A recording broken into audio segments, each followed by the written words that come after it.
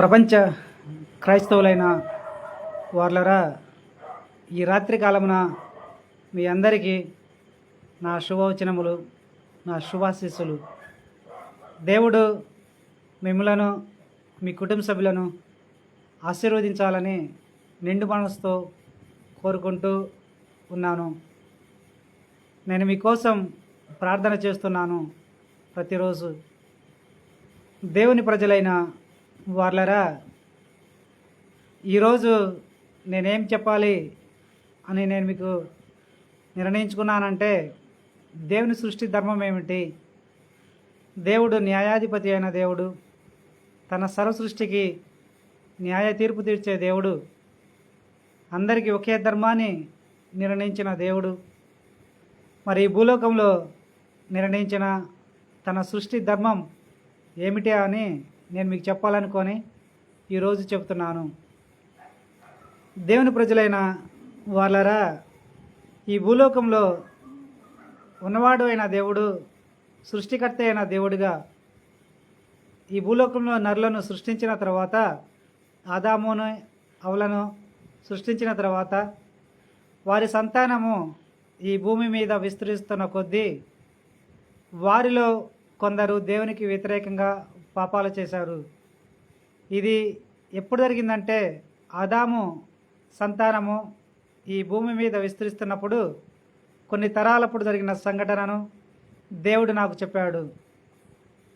అప్పుడేం జరిగిందంటే, ఆదాము మొదటి తరాలలో జీవించిన ఆదాము సంతానము అప్పుడు భూమి మీద ఎవరూ లేరు, ఆ తరము వారే ఉన్నారు.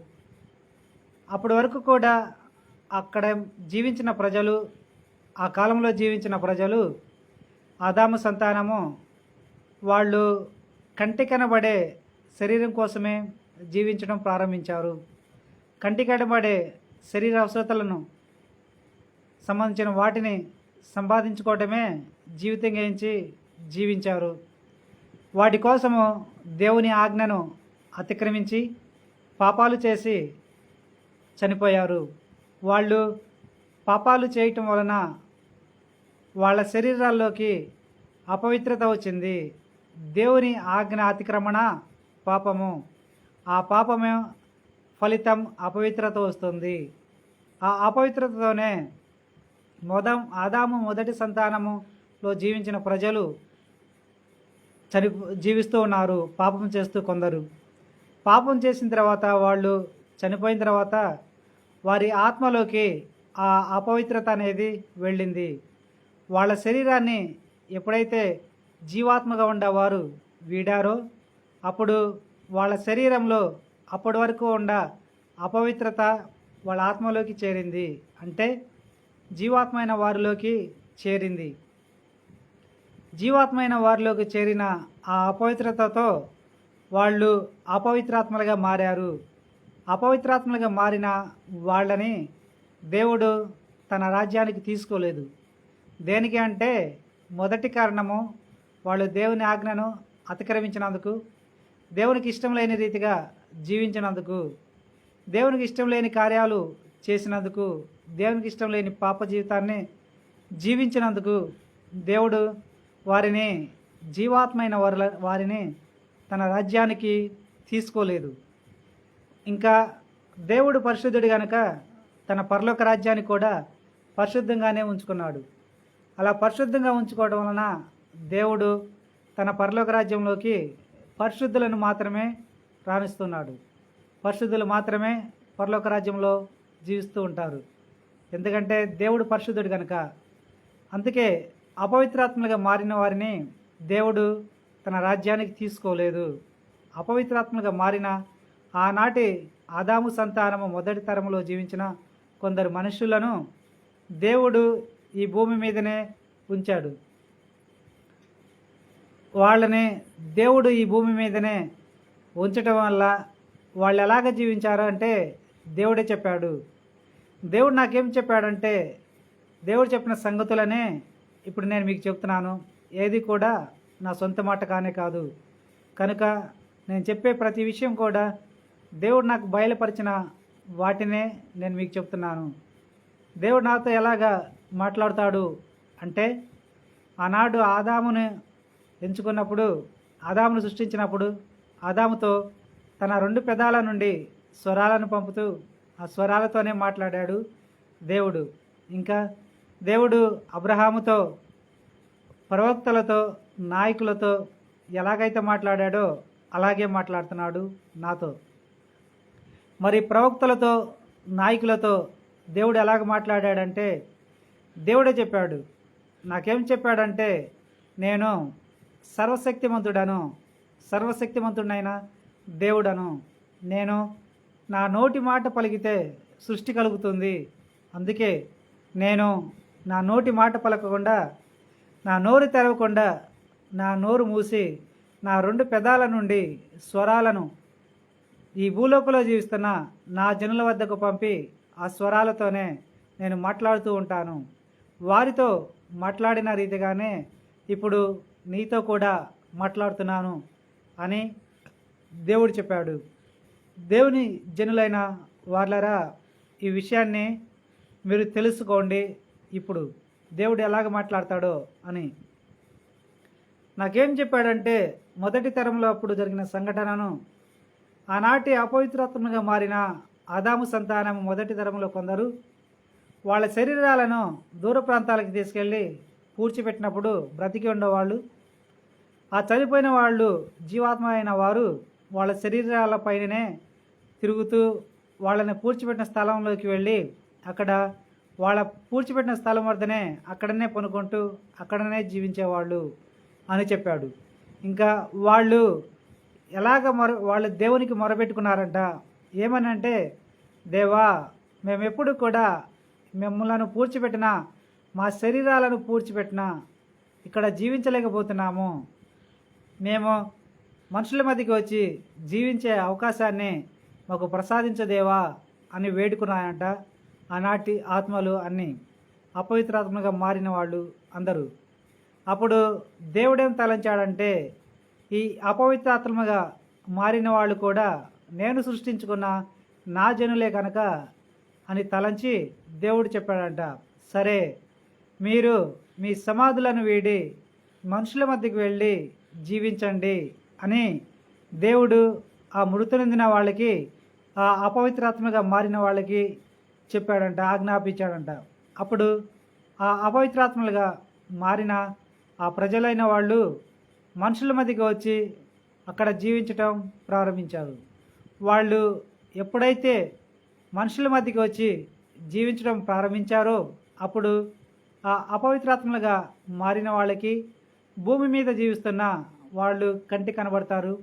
వారు మాట్లాడే మాటలను మాత్రము భూమి మీద జీవిస్తున్న మనుషులు వినలేరు. మనుషులు ఆ అపవిత్రాత్మలను చూడలేరు ఆనాటి కాలంలో. కానీ అపవిత్రాత్మగా మారిన వాళ్ళు మాత్రము భూమి మీద జీవిస్తున్న మనుషులను చూసేవాళ్ళు, వాళ్ళతో మాట్లాడేవాళ్ళు.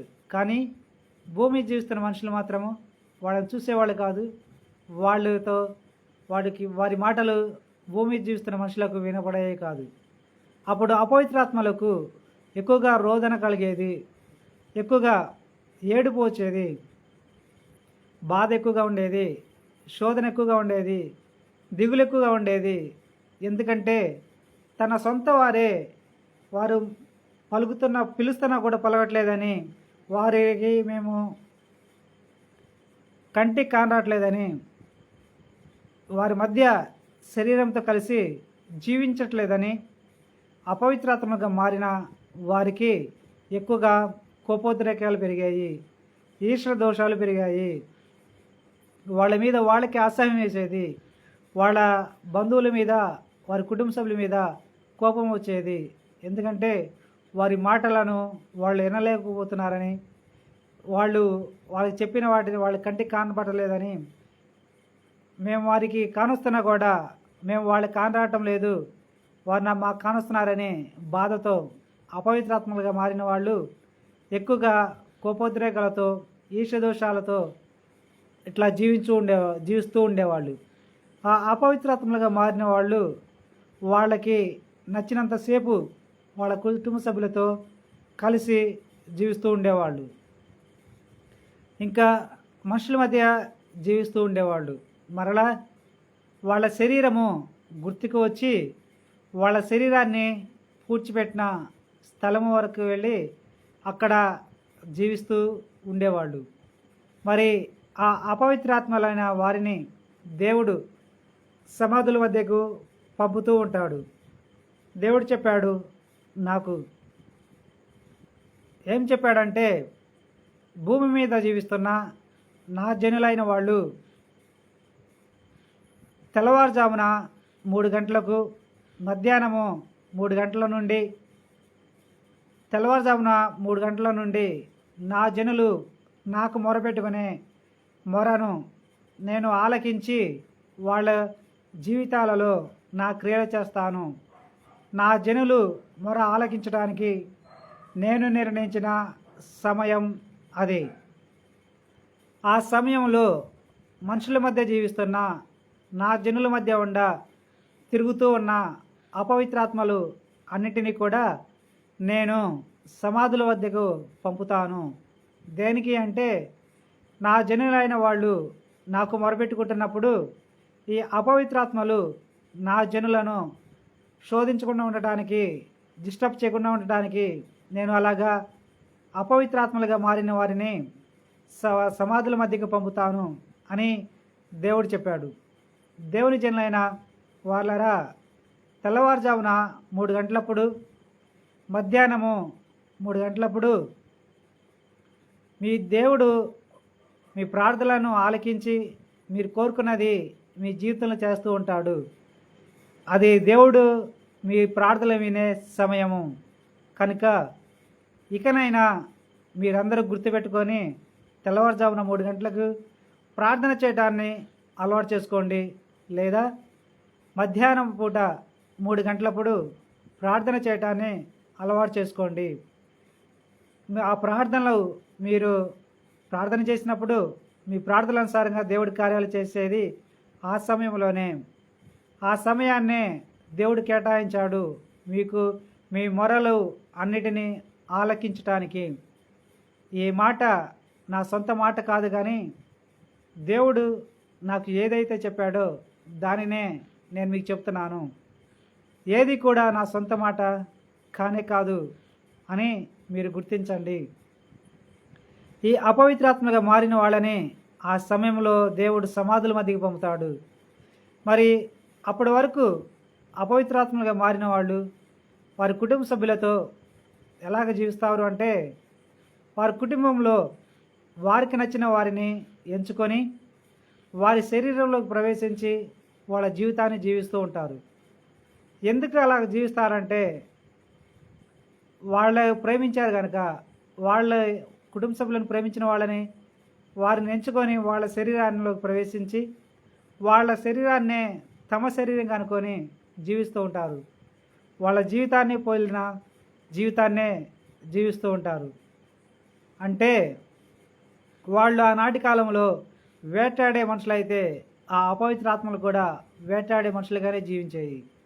వాళ్ళు స్త్రీలైతే స్త్రీలుగానే జీవించేవాళ్ళు అపవిత్రాత్మలు, పురుషులైతే పురుషులుగానే జీవించేవాళ్ళు అపవిత్రాత్మలు.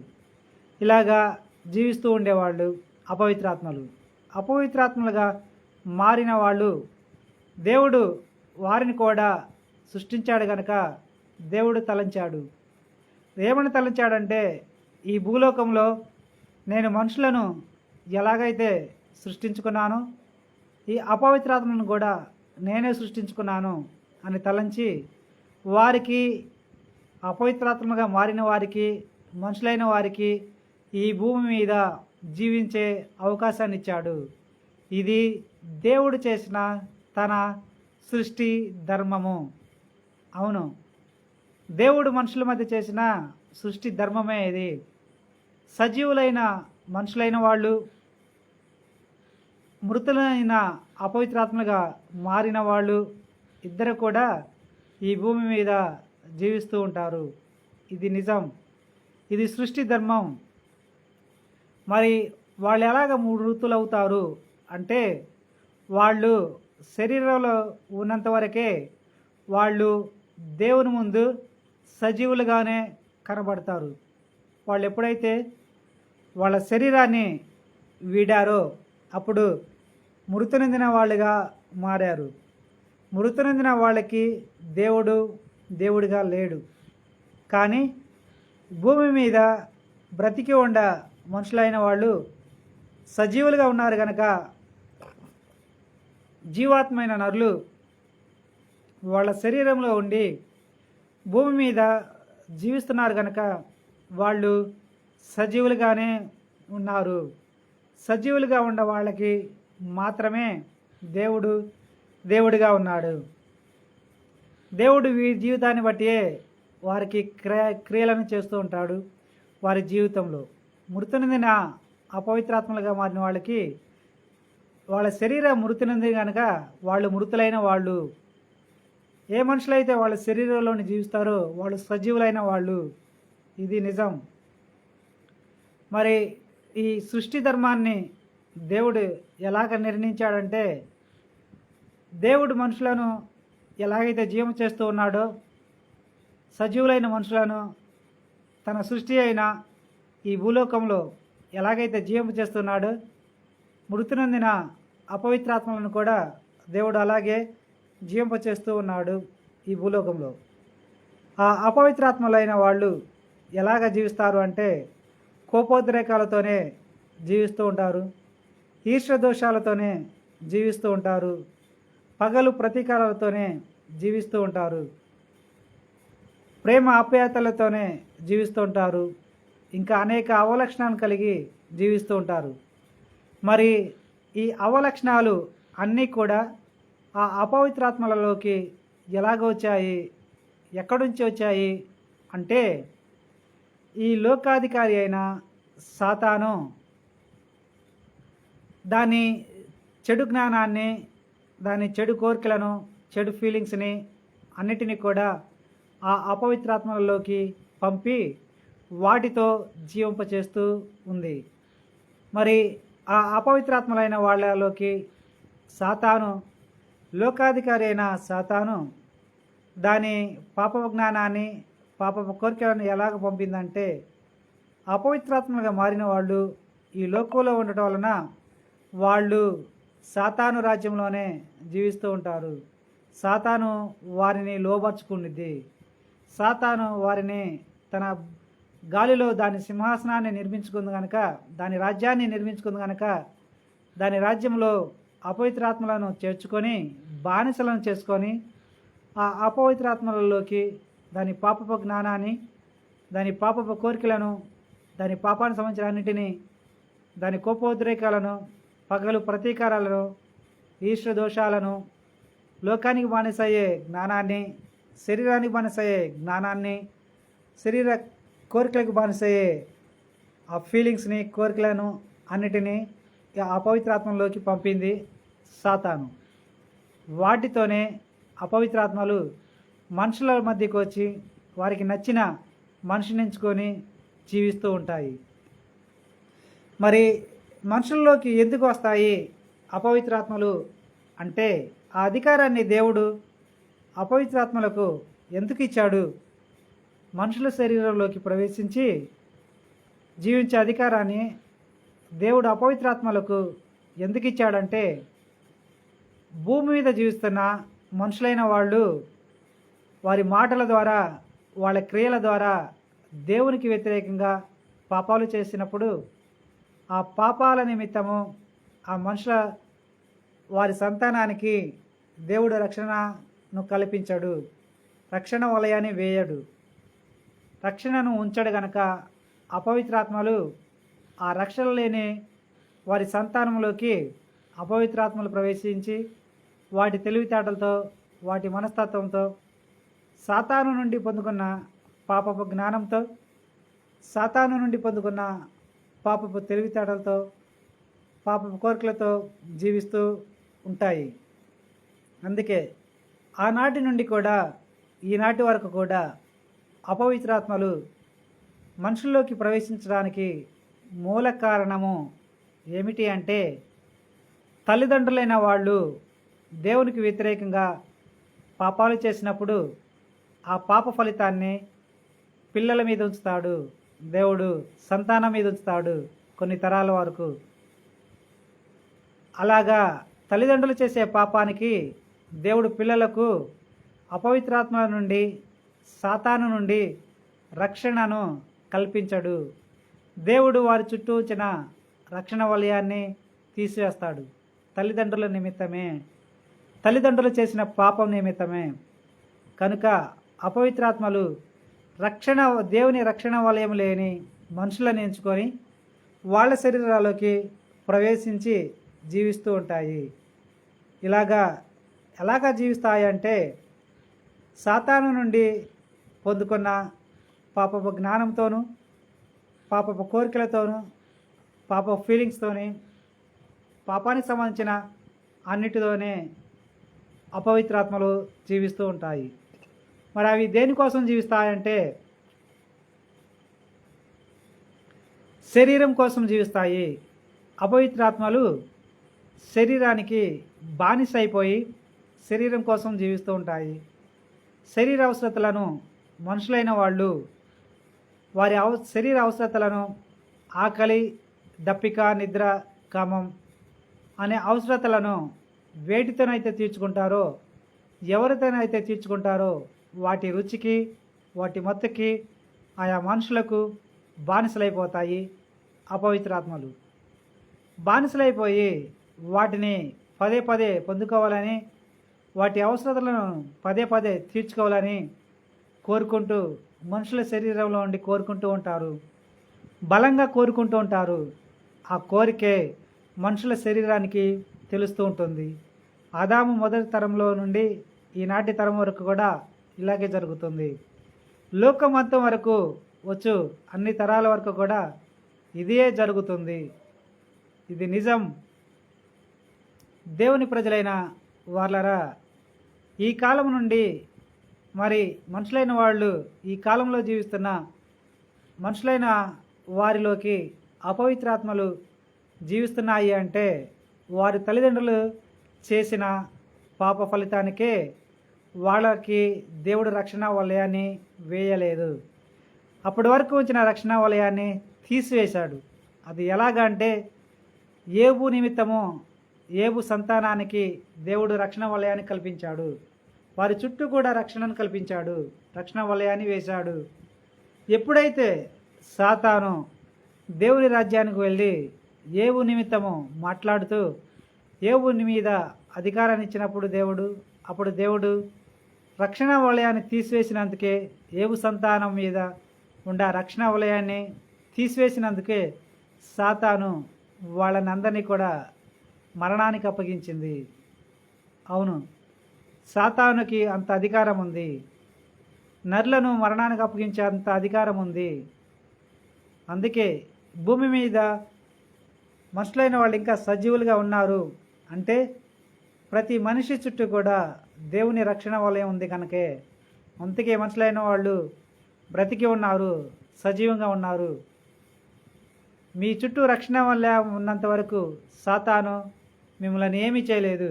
కానీ సాతాను అపవిత్రాత్మలను పంపడం వలన ఆ అపవిత్రాత్మలు సాతాను నుండి పొందుకున్న తెలివితేటలతోనూ, పాపపు జ్ఞానంతోనూ, పాపపు కోరికలతోనూ, పాప ఫీలింగ్స్తోనూ మీ శరీరంలో ప్రవేశించి జీవిస్తూ ఉంటాయి.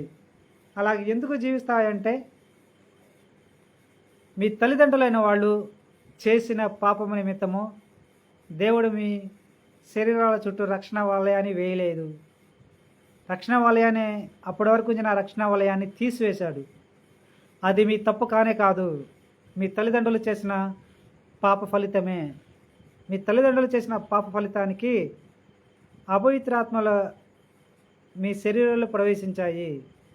మీ తల్లిదండ్రులు చేసిన పాప ఫలితానికి దేవుడు మీ చుట్టూ ఉంచిన రక్షణ వలయాన్ని తీసివేశాడు. అప్పుడే మీ శరీరంలోకి అవి ప్రవేశిస్తాయి.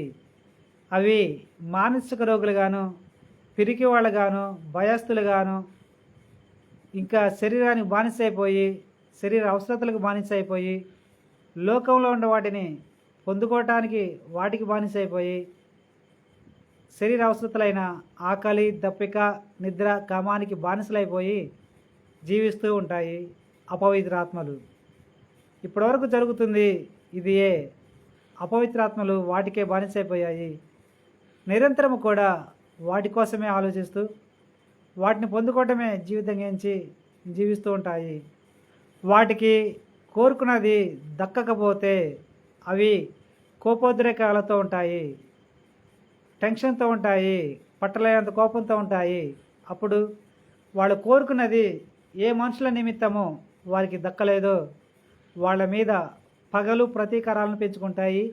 అపవిత్రాత్మలు ఈష్ట దోషాలను పెంచుకుంటాయి. వారిని హత్య చేయాలని, వారికి హాని తలపెట్టాలని కోరుకుంటూ ఉంటాయి అపవిత్రాత్మలు. ఇంకా ఆ అపవిత్రాత్మలు ఎవరినన్నా ప్రేమించాయి అంటే వాళ్ళు గురించి పదే పదే ఆలోచిస్తూ ఉంటాయి. వాళ్ళు గనక వాళ్ళ ప్రేమను యాక్సెప్ట్ చేయకపోతే మనుషులు వారిని చంపటం కానీ వారికి కీడు తలపెట్టడం కానీ చేస్తూ ఉంటాయి మనుషుల శరీరంని ఉపయోగించుకుంటూ. ఇలాగా అపవిత్రాత్మల జీవితం ఉంటుంది. వాళ్ళు మానసిక రోగులుగా జీవిస్తారు. మనుషులైన వాళ్ళు ఎందుకు మానసిక రోగులుగా, భయస్థులుగా, పిరికి వాళ్ళకు కూడా వాళ్ళు జీవిస్తూ ఉంటారు.